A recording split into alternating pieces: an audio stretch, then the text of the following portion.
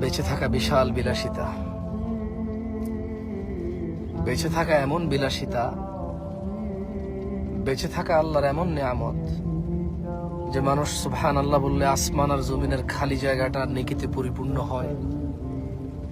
মানুষ আলহামদুলিল্লাহ বললে নেকির পাল্লা ভারী হয়ে যায়। বেঁচে থেকে মানুষ আল্লাহুম্মা সাল্লি আলা মুহাম্মাদ দুরূদ পড়লে 10টা নেকি হয়, 10টা গুনাহ ক্ষমা হয়, মর্যাদা বৃদ্ধি হয়, ওর প্রতি রহমত নাজিল হয় 10 বার। বেঁচে থাকলে ফজরের 2 রাকাত সুন্নত আদায় করলে দুনিয়াতে যা আছে এর চেয়ে বেশি কিছু পাওয়া যায়। বেঁচে থাকলে ফজরে 2, জোহরে 6, মাগরিবে 2, ইশায় 2, মোট 12 রাকাত সুন্নতে মুআক্কাদা পড়লে আল্লাহ সুবহানাহু ওয়া তাআলা জান্নাতে ঘর তৈরি করবে। যে ব্যক্তি প্রতিদিন 12 রাকাত সুন্নত আদায় করবে তার জন্য আল্লাহ একটা করে ঘর নির্মাণ করবে। সুবহানাল্লাহ।